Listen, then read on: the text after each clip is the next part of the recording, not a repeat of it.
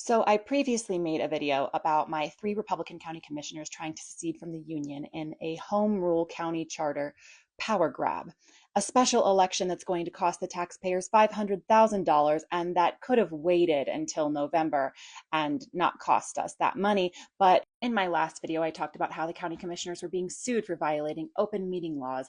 And in the new update a local judge has ruled, who cares? We're going forward with the special election anyway, and it's time to waste some taxpayer money.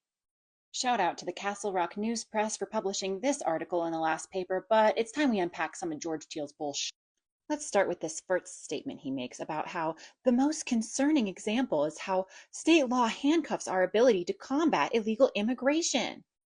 Yeah, we have such a huge immigration problem here in Douglas County that our sheriffs had to go help ICE out in Adams County in January. And just so we're clear, there were no criminal charges filed in that raid.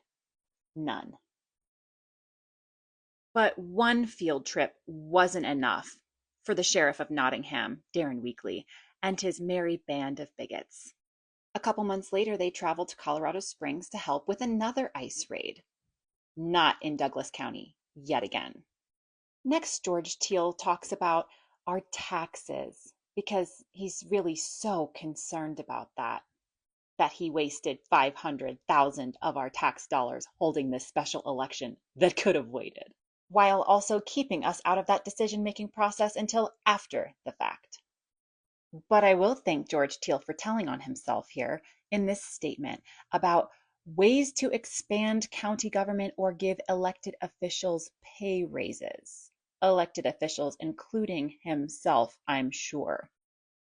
So if you live in Douglas County, Colorado, make sure to vote no on home rule in the special election on June 24th. They're planning to use confusing wording on the ballot, asking us if we want to elect a commission of people to study home rule. Don't fall for it. They're talking about enacting home rule. Even though you need to vote no, you need to vote for candidates in case it passes. So head on over to stopdougcopowergrab.com to see who to vote for.